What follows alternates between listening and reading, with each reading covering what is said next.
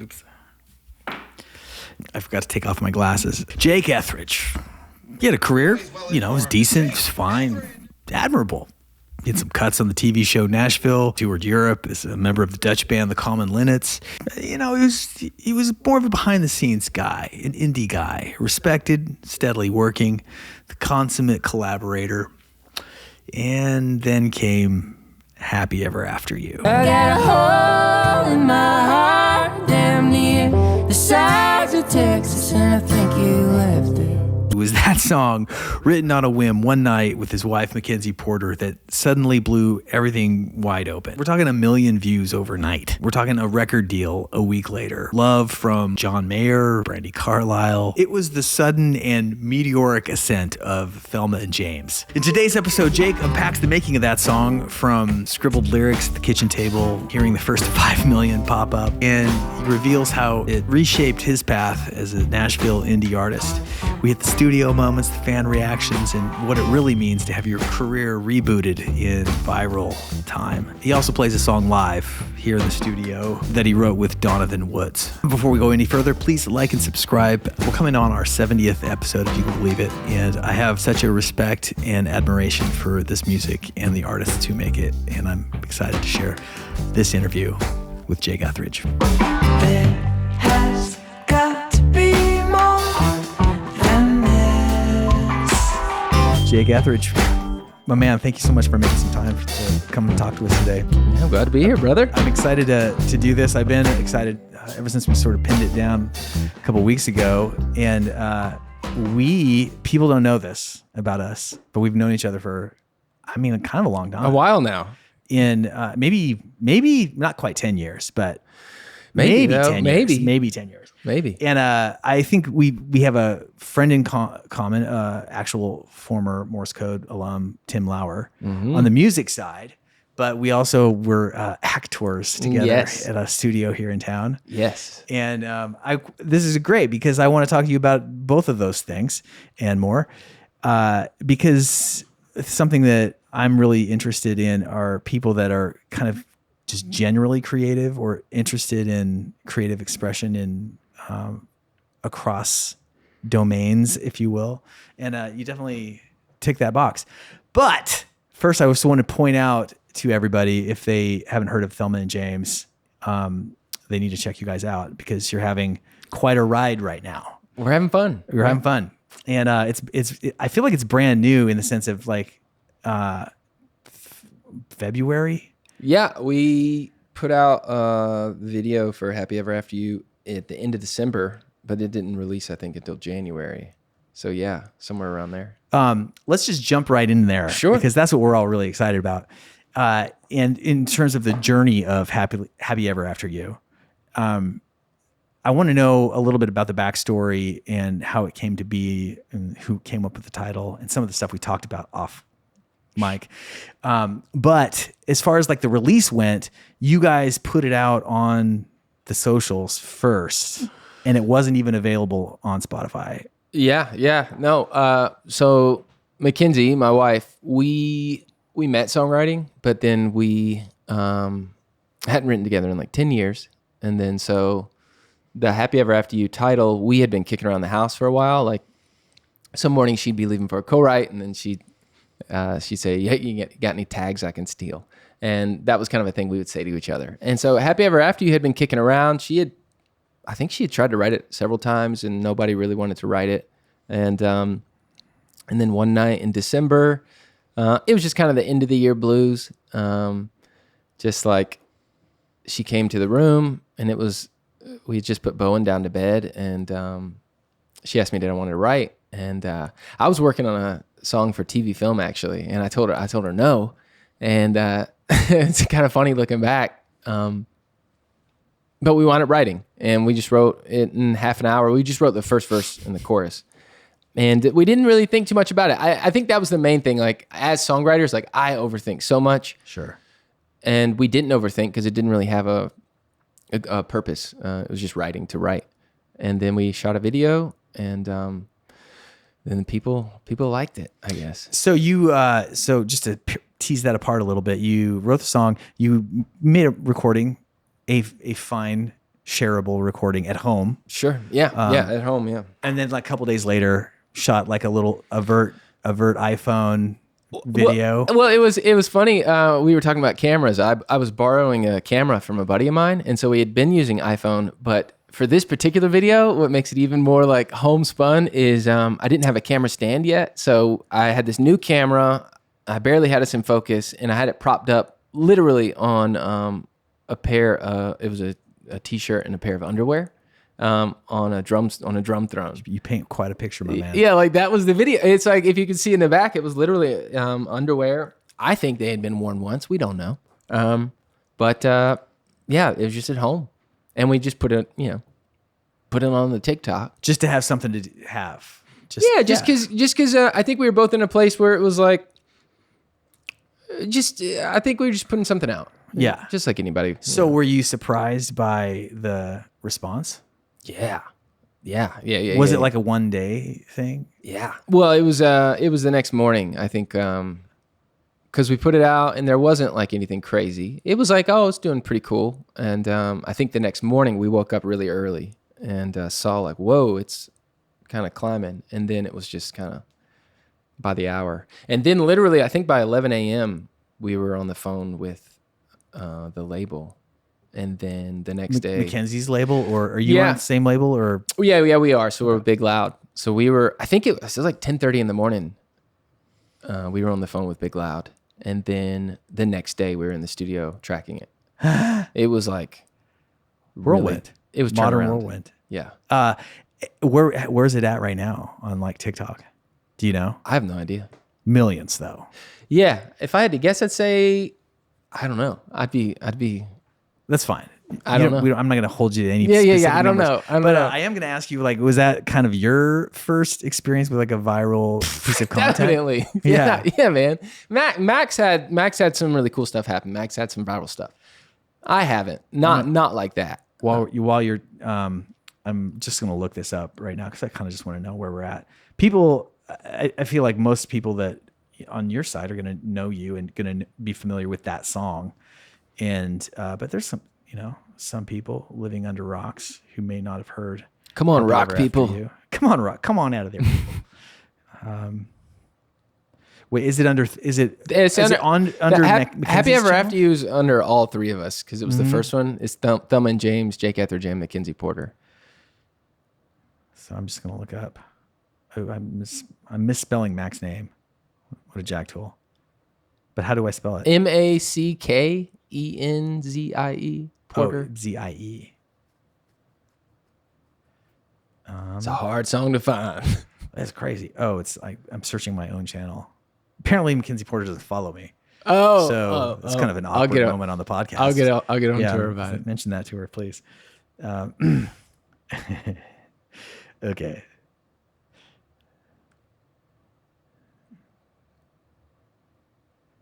Yeah, so all of these. Oh, so yeah, like you do in the TikTok.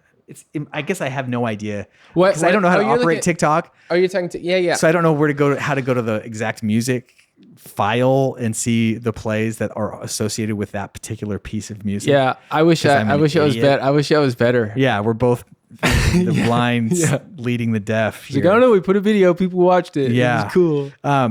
Yeah, you're holding tight there on 2.9 million. It's great. It's great. Okay. On TikTok? Yeah, for just one of those videos. Oh, cool. Great, And okay, so there's so many things I'm curious about. Please. And one of them is you answered already, which is like this first time viral. But you've been doing this for long time. 10, 15 years making music. Yeah, I mean, I think I've been in town almost 15 or at least 14 years in Nashville. And of course, everybody does music in their hometown first. Yeah, I came to town, was doing the country music thing, and then you were. I had no idea because your music was just great. And your voice, I think of as more the Donovan Woods category. Well, thank you. So I wasn't, as an artist, I didn't do quote country, but I was writing the country, and I feel like a lot of people do that when they come to town. And luckily, I had a really good friend, Rob Crosby, who's been in town a long time, written a lot of really great songs, and he kind of invited me to write with him, and that was a real opportunity for me. And he's also from South Carolina, and then long story short, through Rob, me and Rob's son Matthew Crosby all got a part of this Dutch band.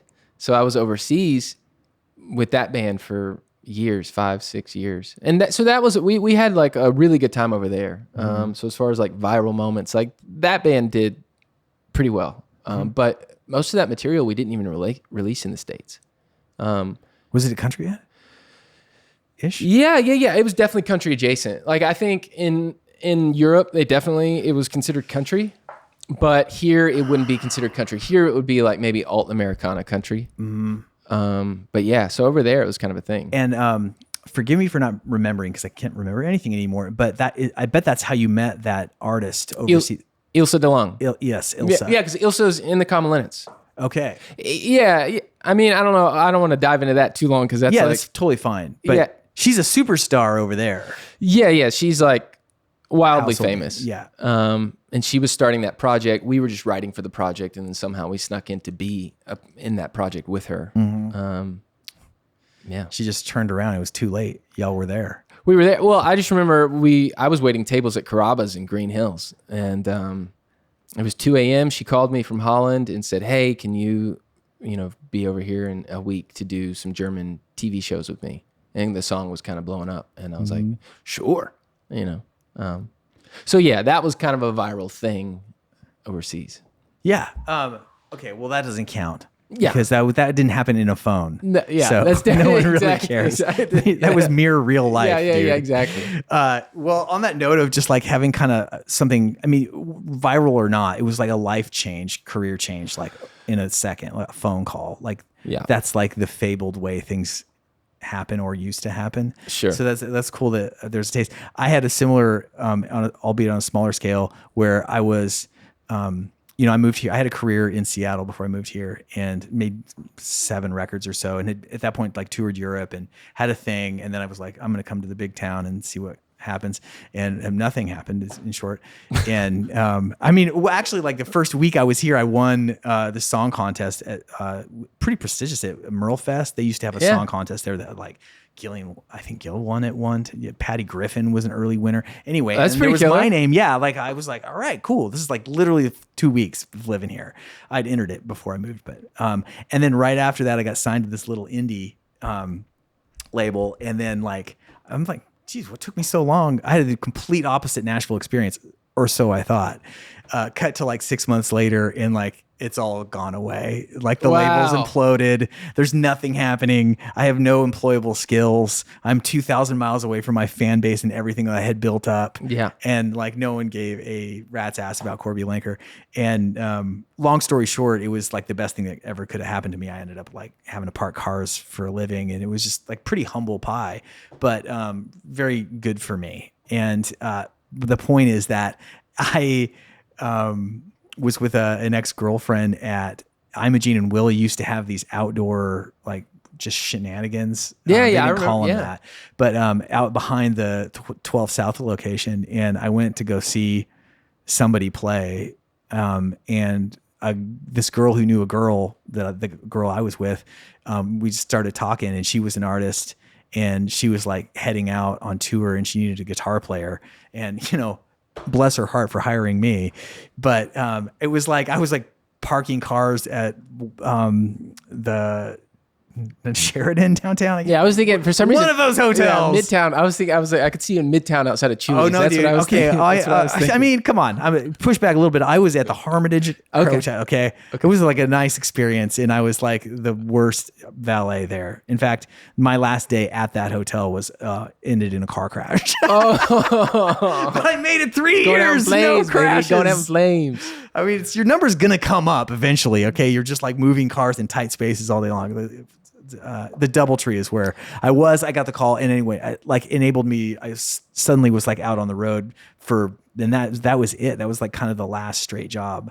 Really? I had. Yeah, and I just kind of that was just enough to kind of get things back online for me, where I had this sort of stable gig, and then I met Tim.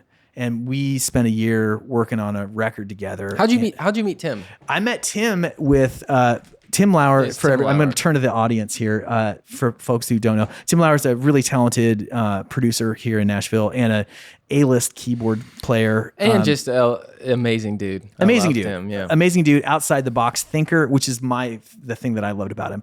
I'll tell you the story about Tim is that there was an artist named Mickey Echo who, Yes. that Tim worked with at a time. And I saw him at the Mercy Lounge, which was used to be, now it's called Cannery Row, that whole area. It was called Cannery Row then, but there were 3 clubs in that building. And Mercy Lounge was the one that everybody went to all the time. And I saw Mickey Echo play, and I was like, damn, this guy is like great singer, great presence on stage.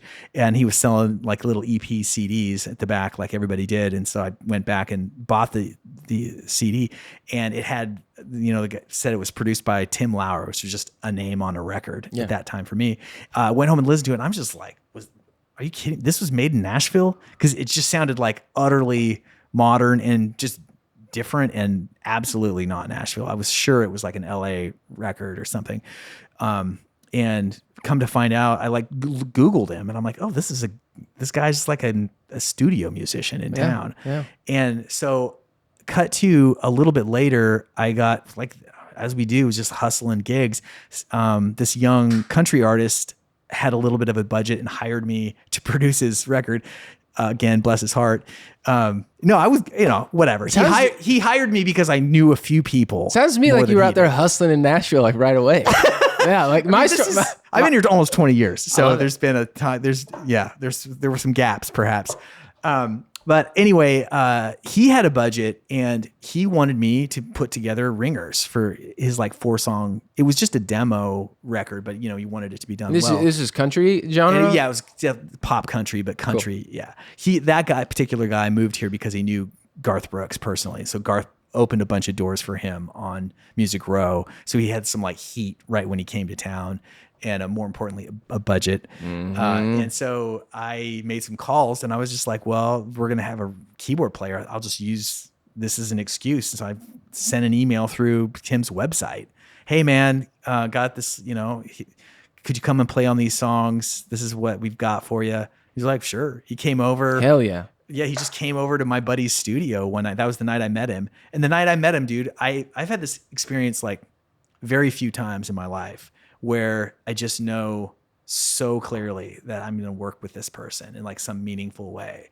And I could tell he didn't know that, but I was just like, I had like made my little CD of songs, like burned CD like you used to do. Oh yeah. And before he left, he finished recording. It was fun for everybody. And he was just a weird guy, but in a fun and interesting and kind of hold on by the seat of your pants sort of way.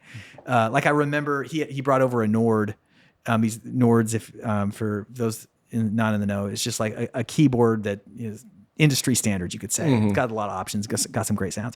But it's got like a virtual version of like drawbars like an organ would have. So instead of the actual bars that you might pull in and out on an organ, you just like use a button to do it. And then the lights register the LEDs to tell you how far in and out those drawbars are. But I just remember he made a pass on a song, and he was just like, okay, go and just push the buttons. I'm like, push the drawbar buttons? He's like, yeah. And he's like, well, which one? He's just like, just push them all. Just like push them a bunch of times. Just like make it all go up and down, and I'll just keep playing. That sounds like Tim. Standing over there like, and it was just like, oh, cool. That's this guy. There's no rules to making music with this guy, which is what I'm looking for. Yeah. And so that was the beginning of a really great relationship that continues to this day. And we made that record together. And this is maybe worth talking about for like young people thinking about how to move forward in an industry when you have just like no money. Cause at that time I was absolutely broke and had been, and there was no borrowing money from parents or anything. I was just like, I had a valet job that was like covering my bills, and that's about it. And then maybe that guitar gig there was nothing much better. There was nothing much more than that. So how do you like get things going when you don't have any money? That's pretty tough. I made It All Takes Forever. I'd like had that little positive experience with Tim, gave him my CD. He actually called me back and he said, he had written down on an envelope his feelings about each song, like kind of while he was driving, like jotted down notes. But he took the time to do that, you know, and he called me back and he's like, this one song is great. This is a really great song. And, you know, I just want you to feel encouraged. That's all it was. And I'm like, okay, cool. And so I got the guts up a little bit later. I had like $500 and I had this song that I was just like, this song is, I still believe in this song with everything in me. I was just like, this song is just a total timeless hit if it could just find its way. And it's this little ukulele song I wrote called My Little Life. And I still play it. Well, I haven't done it in a minute, but there was a time where I played it last at every single show I played, no matter what. And I was just like, I usually would play it like step out in front of the microphones in the room and just this little ukulele. And it's about like feeling okay with where you're at in life.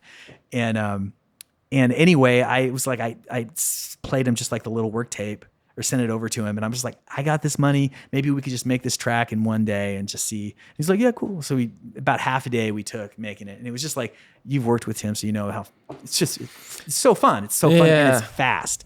I've never met, he ruined other producers for me in a way because I've never before or since worked with anybody as fast as him. Well, yeah. I mean, I felt my thing with Tim. It was interesting because we did one of my EPs together, and then we've worked on so many of just projects that he and I worked together. I have a band called the band Willa, and he and I have done stuff like that. He was actually doing the music for the television show Nashville for seasons 5 and 6, and that's when I started writing songs for that show around when season 5 came on. So he and I started working with the show the same time he did.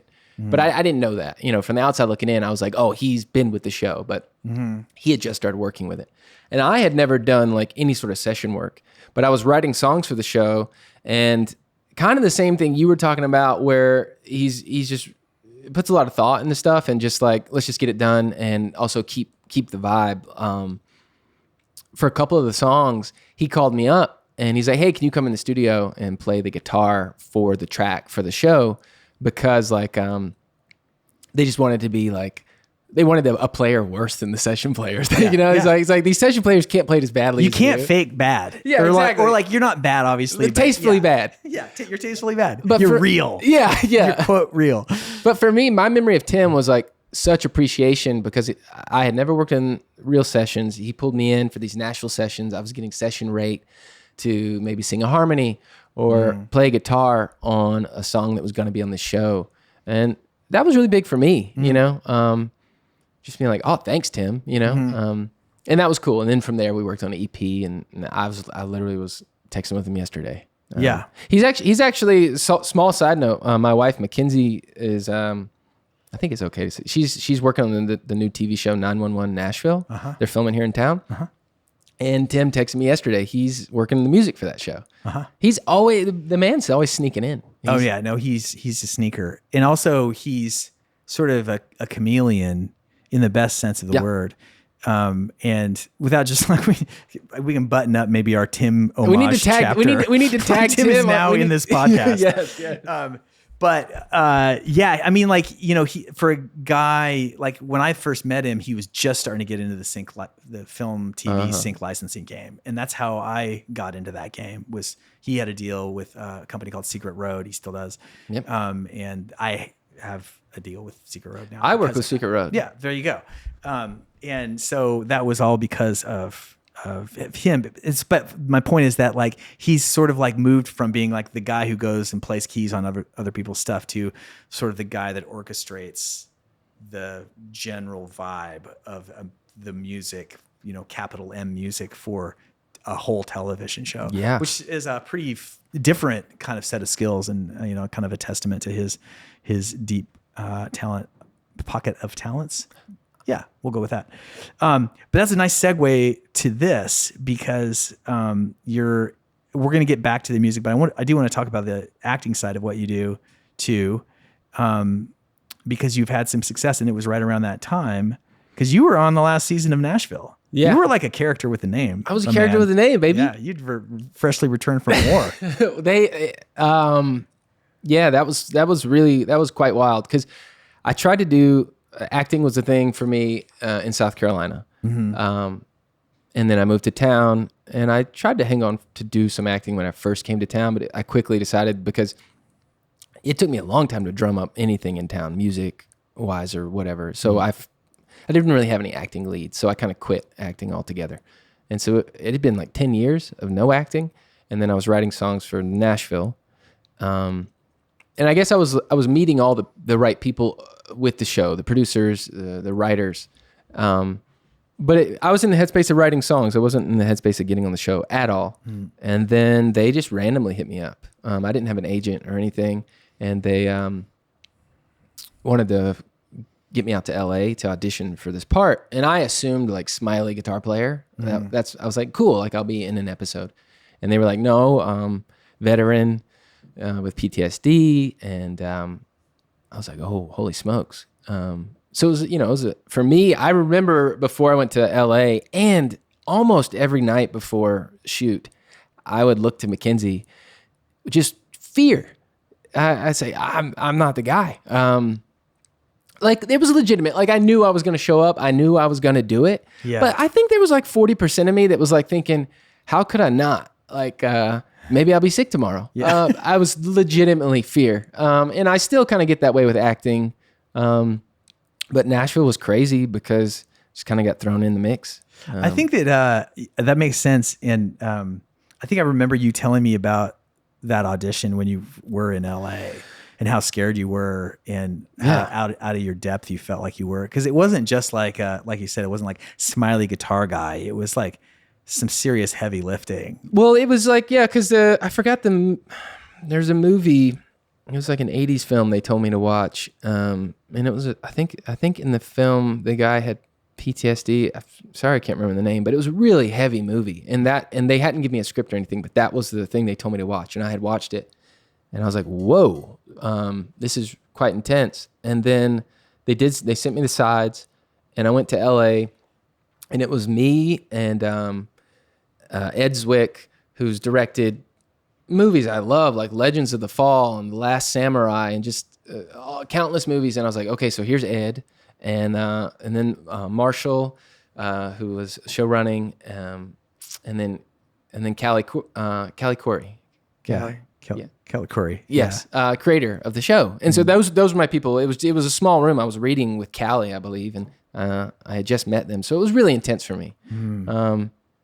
Yeah, that would be intense for anybody. Yeah, I was scared. Yeah, totally. I was pooping my pants. No, I mean, what you said though too. You said you still kind of get scared acting, and I'll do my teeth chatter, and literally before I go on, I do facial things to make my cheeks tired, so they can't chatter anymore. I literally tire the muscles of my face so they won't chatter. Let me put this to you and just gauge your response.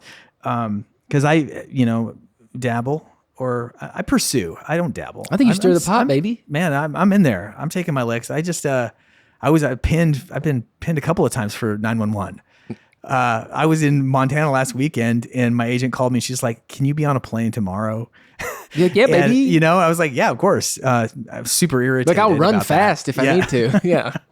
But anyway, no, I like it. Is the real point. And even though I do not like seeing myself on camera or hearing my own voice or any of those things, I don't like the mirror part of it, the part that shows you what you did. I just like the being in it and trying. And mostly I just like the feeling of that experience of acting. And okay, so I get terrified when I act. You do? Not always, but if it's any kind of acting, I get less terrified than I used to, but I haven't done anything that was really heavy in a minute. But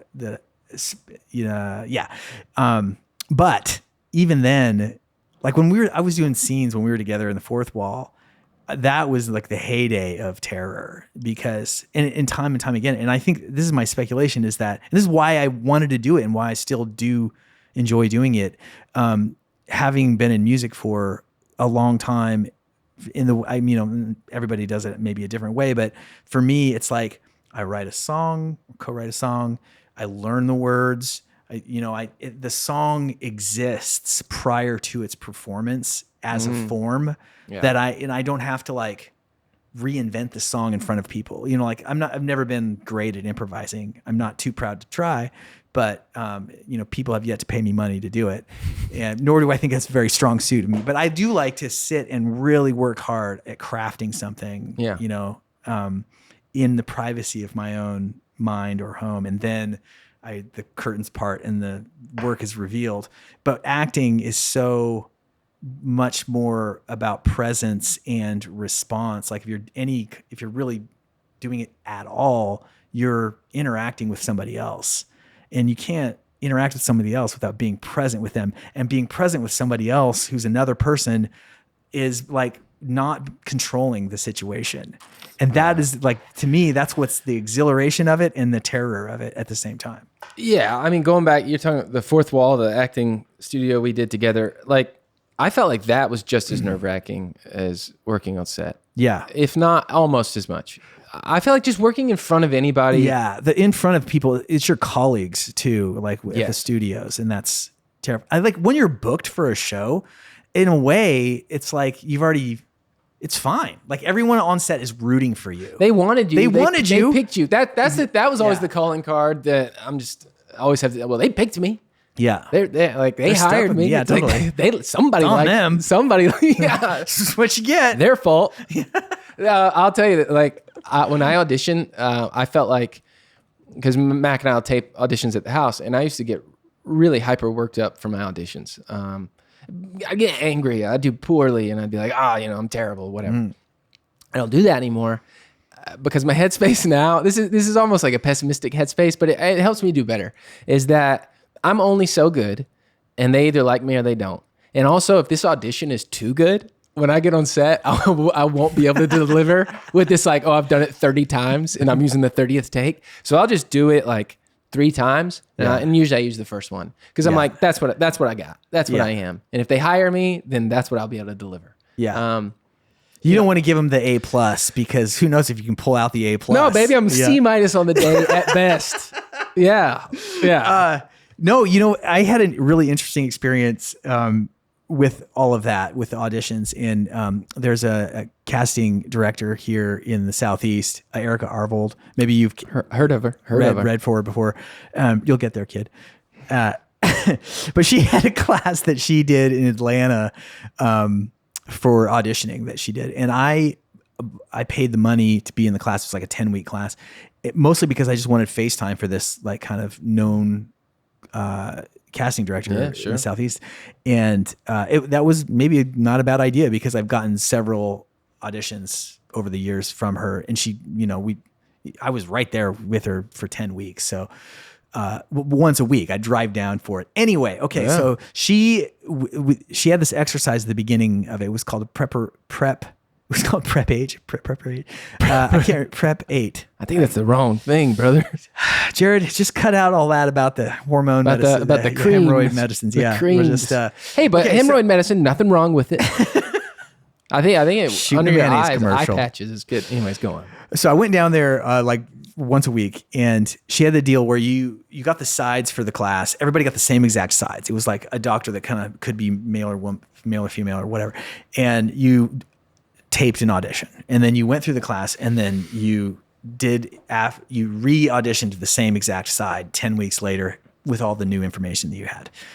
Did I turn in anything that was memorably different? No, I did not. I don't know if I learned anything. I don't know if I'm a teachable actor. I don't know anything about any of that.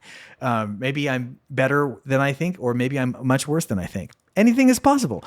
But so at the end of the last day of class, we have all turned in the tapes. There's 15 students, so only 15 tapes. She's like, well, I mean, I don't know. I wouldn't normally do this, but there's not too many of you here. So would you like me to just like cast this right now if I were just like to be casting this part? And would you guys watch each other's tapes, or just she watched just them? This day, the only time it happened. No, it was right in front of everybody. Like she's sitting there in the front of class. There's a big screen TV. Oh, gnarly. And the tapes that you sent, or the links or whatever it was that you sent her, she's got them all in the file, just like she would. She's running Actors Access. And we're like, yeah. And I learned that was worth the whole course. Yeah. I learned so much that literally took her probably 8 minutes to go through everybody's and cast it. How long would she watch This is the thing.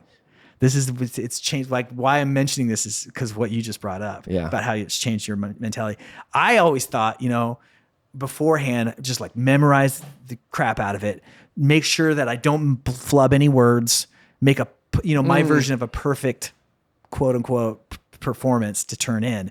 Now, it's all vibe. It's all look, vibe, and it's basically those two things. It does not matter at all if you kill the dialogue, if you nail the dialogue, you want it. So, but it was so brutal, dude. She'd watch like 3 seconds of somebody's next done in the dump burn pile. Well, it's just, it's freeing because you just are what you are and you tape and it's just like, they like you or they don't. Yeah. Well, and in that person's case it was just like, it was a doctor. And so she was like, I'm going to really cast this. So the 19-year-old, it doesn't really have a shot. It wasn't a perfect situation, but there was a lot of people that could have played it. But it was interesting. So she would watch some people's, she would watch for like 7 seconds and then she would just flip to a minute later in the audition, watch a little bit more. And never did she watch the whole audition. And I was like, oh, that was so helpful to just know that it's just to your point, like, this is what you get. That's what they're looking for. They kind of I sort of know what I am cast for. Like I kind of, not always, like sometimes I get sides and I'm like, I'm never going to be this guy and I've gotten it. That's weird. That's on them. But yeah, it's like, it's just energy and look. And I don't know. It's really helpful to me. I'm actually getting inspired by this. I know exactly. Like truly, it makes me feel better almost. Yeah. Don't worry about it. That's the thing. I feel like that about it. As I get older in everything I do, I'm like, the answer is always don't worry about it. Is this song good enough? Don't worry about it. Am I a good artist? Don't worry about it. No. Yes. Yeah. Who cares? Don't worry about it. Do you want to make art? Then do it. I think we have I think that's smart because I feel in general, a lot of artists, writers, actors have the tendency to overthink or to worry too much. Because obviously a little worry is going to be good. We're going to have that naturally. But nothing that I've ever done that had any sort of like quote unquote success was ever around anything meticulously done, ever, that I can think of. Never did I sit down in a room and I'm like, okay, this is going to be the thing. And then it was. It was always an afterthought or a second song of the day or a BS recording or a bad audition. Those have always been the things that pay out. That tossed off energy. Yes. Yeah. 100%. Yeah. 100%. Yeah. I wonder, I think about that a bit with regard, not to just dwell on the acting side of it, but since we're talking about it, I do book a bit and I'm always surprised by that. And I'm not like saying I'm anything special, but it's like, well, somebody's paying me for this. So there's something there. And whereas like my folk career has just been like tooth and nail, clenched fists, just like, I'm going to get through this. And like, I really wanted it. And I think that I've learned something from the acting side of it because I don't care. Like, I don't care about acting. I do care about the craft. I want to deliver a good performance, but I don't need you to pick me to feel validated in the same way. It's different with writing and music for me. I sort of do need that validation. I notice. And why do you think that is? You think you're just more connected to the music than the acting? Well, I think that part of it's, I'm a different kind of person. I think that capital A actors, like people who I think of as just like really talented actors, and is like what they do also. I think that they feel about their craft like I feel about, I'll just say writing. Like I really identify as a writer in my mind, and I care about it so much that, and I just want, I don't know, now that you're saying it, I'm like, well, why can't, my bigger point was that like going through this with the acting has rubbed off in the other things a little bit more. I'm sure I have a long ways to go. But at the same time, I think again, I'm like, I think there's something different about acting than writing, because music is also writing. I put those in the same, because you're generating something out of nothing with writing, so that's coming out of you. Yeah, there's a personal thing there. But I know lots of people, especially like in the country world. I would say Tim is one of these people we were talking about, who don't self-identify with whatever particular music thing they're doing. It is kind of a job. Yeah. And they're a little bit once removed from it in a way that I've never really been able to be. Like we were talking about sync licensing and stuff. I played that game especially early on in like 2012 and 13 when we made that record with Tim, and then a little bit after that. But I found that I saw the other people that were playing the same game and who were winning, and they were playing a different game than me. They were basically playing a writer's room, a row rider game, except the sync version of it. So they were just like creating a ton of tracks to answer specs, it's not specs. I can't remember what the prompts. Briefs. Yeah. Briefs. Yeah. And they weren't really super attached to the craft of it. They were just trying to like, not tick the box, but like line up the metric, like get it, answer, form fit to the program of what you needed. Yeah. And I like I've gotten a few syncs, and the money was nice, but it meant nothing to me, right. And I think this is sort of stupid of me, honestly, but I think that it would be good for me to have money mean more to me. I think I probably have more of it. Well, it's like on the opposite side of that, I remember that show, The OC. Yeah. When was that? That broke so many. I mean, that was kind of like the front side of the sync world also, and all the singer-songwriter games. That show like had cool music. There was the band Rooney, like I really liked back then. And Phantom Planet had that song California.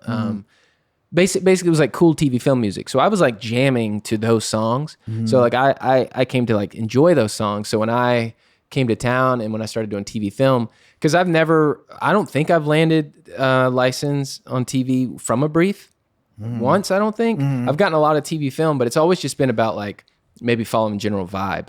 And basically it's just me falling back on those songs that I enjoyed, like maybe slightly emo singer-songwriter acoustic vibes, But yeah, I'm with you. I think for me with the TV film, it's just like almost separation of church and state. Like I have this flagship that is like, I care about so much. I cuss. Maybe I'll talk about Ninja Turtles and weed. Yeah. And that's not going to get placed. Yeah. But then maybe I'll have like a couple other projects that are, Yeah, you have your artist songs and your sync songs, sort of. Well, because sometimes writing artist songs every day can be exhausting. Hard. Yeah. Yeah, it is hard. It is hard. Yeah. I think that you brought a guitar. Maybe do you want to play one live? Let's do it. Tell me what you're going to play. Maybe you could set it up a little bit. I will play a song called Raked Flat. I wrote it with Donovan Woods. Oh, love that guy. Yeah, he's awesome. It was actually we normally write at a publisher or something, but this time we wrote at my house. And I just had like this first couple lines to a verse. My grandma, the house next door was always abandoned, like my whole childhood. And then eventually it got tore down, and now there's a garden there. And I was telling Donovan about that. And then there's this movie called Ghost Story with Casey Affleck and Rooney Mara. Is that? Yeah. And I showed him like the trailer to that movie. So these were like the two setups. I was like, hey man, check this out. And then I played him the first couple lines. And I don't know, Donovan and I, like I mentioned to you, we've written songs together that we love. But I'm always nervous when we write because I want us to like be able to write another one that we love. And we wrote this one and loved it. And he wound up recording it. Or we tracked it that day just pretty offhand in the room. And he wound up tracking to that and just released it. Yeah. I can't wait to hear this version. Thanks, brother. Let it rip.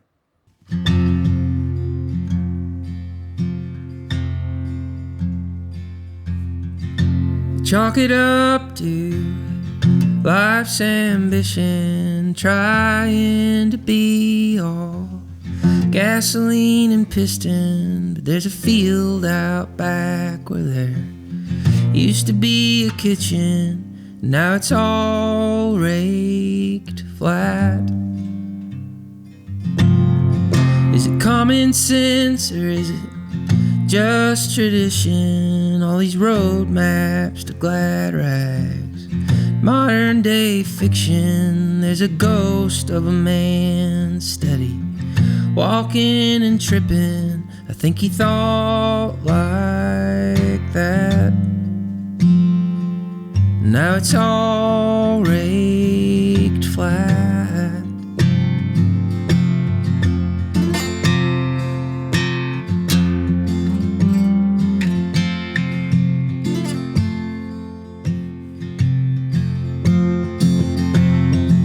Maybe she said something to him in the hallway that he thought about over and over, almost every day, until it felt so big it changed his whole life's trajectory. But now the house is gone,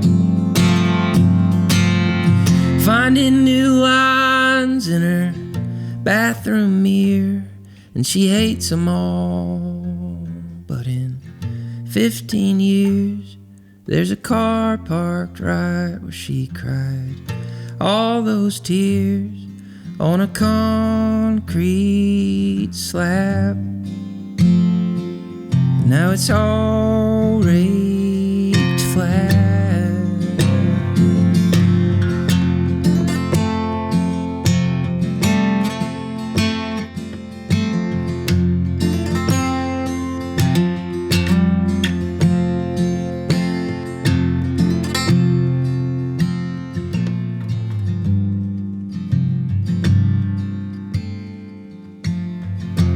Chalk it up to wishful thinking, sitting comfortably in a brand new building while imperceptibly the glass is dripping. Well, it'll all go back until it's all raked flat.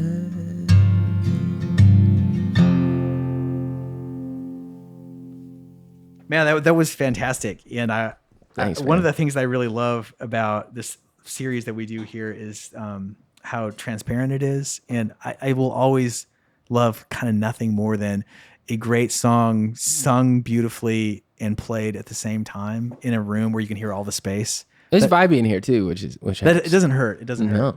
But I think it's good to know your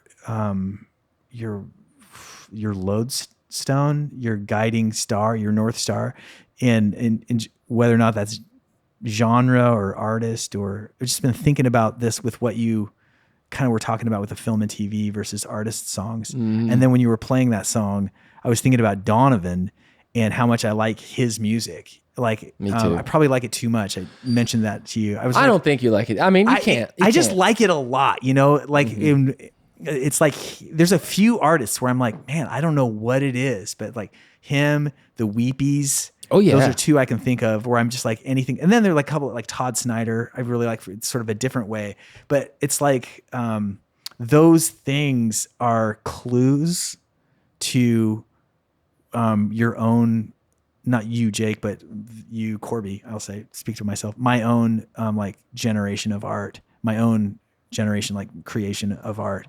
I noticed that like, I think that if you sway too far from the thing that got you excited about it in the first place, maybe you're not on the right track. And this is right. When you were talking about loving the OC songs, when those were coming out, and you're just like, well, I kind of make my version of the OC songs. And it's like, like you can't. In some ways, I don't think you can choose what you like. No, you know what I mean? Yeah. It's like you just like what you like, and liking what you like is a really powerful. It's such a gift. Like a lot of people don't know what they like. So if you like something, then go after that thing, and you know, in some sense or fashion. Yeah, 100%. Yeah, mostly I just wanted to talk about liking Donovan. Well, I think the way Donovan sings too. I mean, his songs obviously, but then you can just hear him in the songs. Like when he sings, like I choose to believe that every word is true, but because sounds like it is. He's an artist. Yeah, exactly. And he's definitely it all kind of hovers around the same thing in the best way. I mean this like as a sort of a criticism, a clue to myself that I've never been able to honor. I think that when I was first having industry meetings in town and I was making all these records, I just wanted to make, when I would go to shows, we get bored if there's too many of the songs that are the same. Yeah. And I feel like that's so many artists do that. And I didn't want to be one of those artists. So I wanted like an up-tempo one, a really quiet one, a big loud one, maybe one that was a little guitar-y.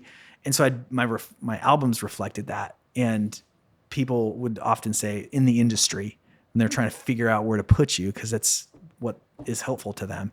They'd just be like, I don't know really where to put you. And Tim was kind of the first person to be like, dude, fly your freak flag. You want to make a Prince song? Let's do it. And like that record we made has all of that stuff in it. And I love that record. But anyway, Donovan is like, it kind of hovers around like a mid-register, like really soft singing. Yeah. And it's like, that's so great because you sort of know when a Donovan Woods record comes out, like what it's going to be. And but all of a sudden it delivers on the promise. You mentioned Prince, and now all of a sudden I'm hearing Donovan like, you don't have to be. Wait, is that right, Prince? Be my girl. Yeah. Like totally. I can Donovan could sing that. No, he totally, absolutely. But could. no, I know exactly what you're saying. What I will say, right or wrong, I don't know. But my opinion is nowadays I think it matters less about being like a package deal of like I do this, because with the algorithm, if you release a Prince-ish tune and people vibe on it, they're gonna be like, sweet, love that. And then if you release like, a Mortician's Morgue, like, and like people are vibing, I think they're still gonna like, I think nowadays it's like kind of these like little like calling cards instead. I mean, people listen to records. I don't know. I only know like one or two people, but people do. But for the most part, I think people just listen to songs. Yeah. So now you can just, I kind of listen to records, but I think I'm an outlier and I still only kind of do. I think I listen to records to songs. work. I think I'll like do it almost as a work ethic thing. Like, what is yeah. this? What are they doing? That kind of thing. Yeah. Agreed. I just want to push back on that a little bit because Please. I think that you're right. I think it is a singles game, but I think also in terms of if people vibe on it at the very beginning of you putting something out, the algorithm only knows to send it to the thing that it identifies you in advance. So if like I were to come out with like Hungarian death metal track, it would first go out to all of my folk people who immediately skip it. Okay, you're so totally you might right. find a way through, but like I think that probably, for Happy Ever After You, Mackenzie's fans are going to be receptive to a song like You're that, right. and that's going to give it like that initial. I don't want to shit on your theory. No, too hard, you're I think you're basically right. You're actually totally correct. I'll use myself as an example that I forgot about. I released a song which I think is rowdy called Rats on Wheels. It sounds rowdy. Yeah, and I had this animation that was like almost like that Tool video from the 90s. Oh like yeah, I pretty love that. dark. Everybody knows that video. Yeah, it's amazing. I actually have taken it down since then because I put it out and it went out to all my fans who love like my acoustic stuff, and I think they were just like, no, and you freaked him out. Yeah, They it didn't just wanna went see it. Yeah. went to the bottom of the pile. Yeah. and then I think Spotify was told via my fans this song is terrible, and so then so actually, you're right. Yeah. My own stuff has proven that. Yeah, it's weird because you do want to present that variety show, the metaphorical variety show in your music. You don't want to be so predictable that people already know what the song's going to be about in advance because they saw your name, which definitely is some artists, and I think actually is a formula for success in some ways, but it's not a formula for art. Right. And somehow a guy like Donovan Woods he succeeds in the one without falling prey to the other. It's still unpredictable. And at the end of the day, I notice if I were to say like the commonality between a band like the Weepies and Donovan Woods is like really like heart-centered, kind of like might make you cry music. If you see it live, probably will make you cry music. And I'm like, that's what I love. Well, that world spins madly on. Woke up. Yeah, that's what was it? Woke up and wished that I was dead. Yeah. With Waking in my head, lay motionless in bed. Everyone knows that And song. then my favorite, and thought of you and where you'd gone, and the world spins madly. Oh. Yeah. Incidentally, one of my favorite artists in town and good friend Liz Longley, she's a huge Weepies fan too. Yeah. And for whatever reason, we were talking a couple of months ago. All this to say, like tomorrow, she's coming over here, and we're tracking that song with her singing the guy's part, Steve's part, and I'm singing the harmonies to make it just a little different. But it's just for no real reason other than we just totally love that song. But the album that song is on is called Say I Am You, and I just am like, it's like one of those songs. It's like Neil Young Harvest for me. It's just like every single track just is like a punch me in the face song. And it's just it's about the craft. It's like the words are so kind of clever, but they're like, oh, whatever that is. I mean, I don't know. I remember folding silverware in a restaurant job, listening to that record. Oh yeah. I have a specific memory, which it's like everybody's like, cool, man. But for me, it's like I have a memory of listening to that full record through, folding silverware on a Friday night. And it's one of the things that amazes me about music. I thought that this would go away. Like it's obvious to me, like, songs that you were listening to in high school, if you hear them, they take you back to your childhood, those high school years, because everything was so fraught and emotional, and you're so sensitive and confused, and everything had so much meaning and all of that stuff. What surprises me is that it never stops.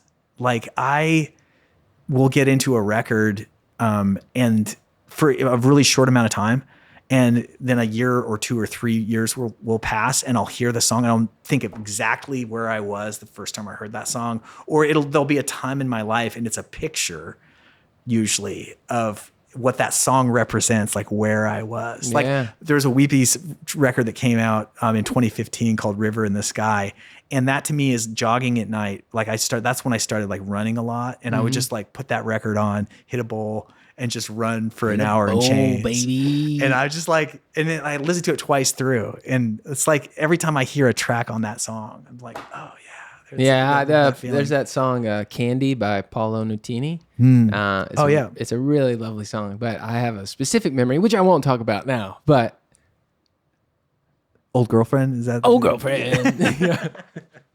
But yeah. So how has being a creative type changed since you've, speaking of current girls, had a current girl with your current girl? Yeah, baby girl. You're a dad. Is what I'm a dad.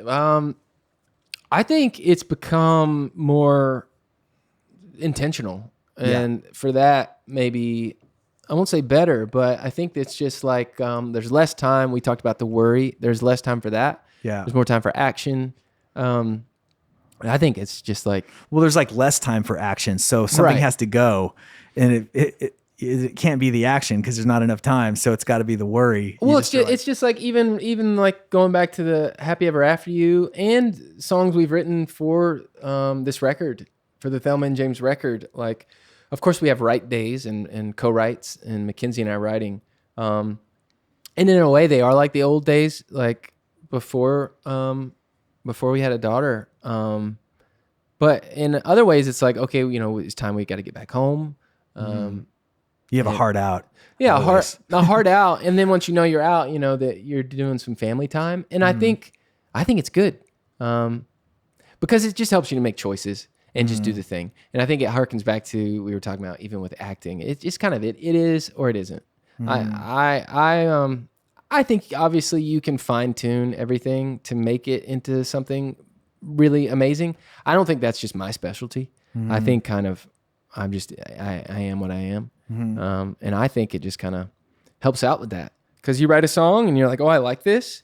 And you're like, okay, well, let's record it. And it's like, okay, we did it. Do we have another day to go back and do vocals? Like, well, we could, but it's just harder to do. Do we need to? Yeah. Do we need to? Yeah. And kind of on the same thing what you're saying, I think more and more we went through like the auto-tune era.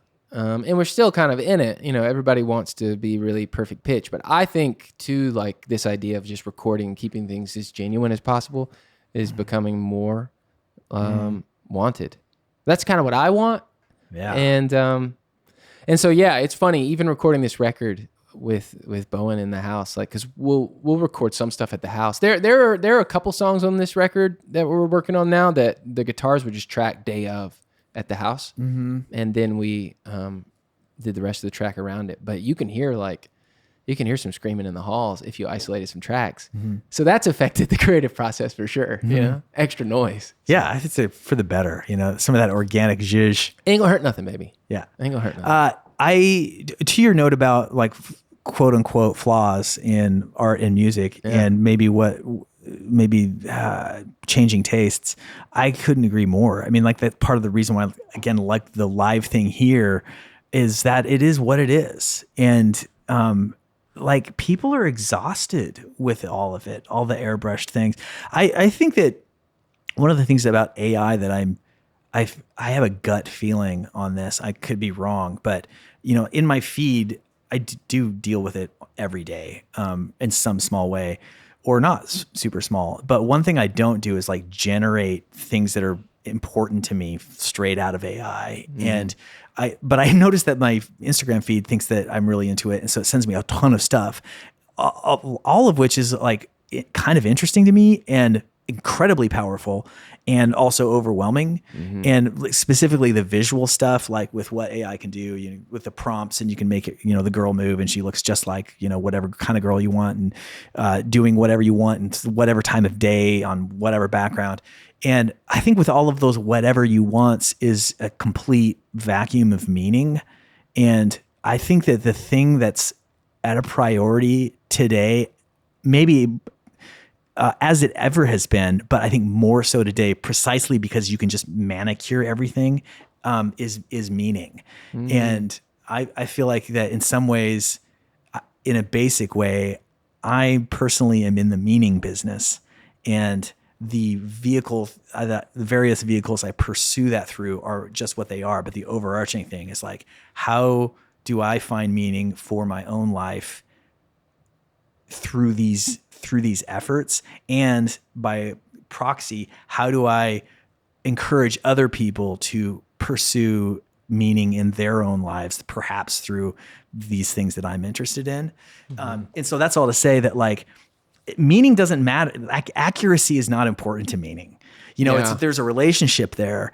But for instance, I was telling you when the mics were off, Mare and I, this amazing artist, Mare, that I'm fortunate to know. She's out with Molly Tuttle right now in her like all-star band. She's like a wonderkind bluegrass player and plays everything. And is also an amazing singer and songwriter. And she's going to be like a huge, she already is a huge talent, but she's going to be like a significant meteor in the sky, I feel like. Anyway, I don't know. I tricked her into playing with me a little bit.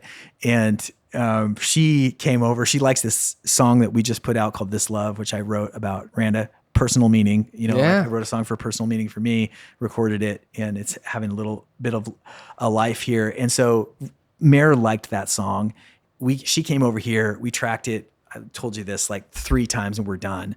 And it's great. I will say candidly, I was sitting there. There's a part in the bridge where it's like there's kind of this constant hit on the 2. So it's like, Jenny 4 1 2 3 4, and then the chords change, but they're still shifting on the 2. And I was just like, this is the thing. This is like the limits of my talent or something like that. But like, I was on the first take, I was just like enjoying Mare's playing, and I was just like kind of lose it a little bit because I was listening too much. And I'm like, you gotta hold it down. Gotta hold it down, baby. This is all on you. She's like playing on top of you.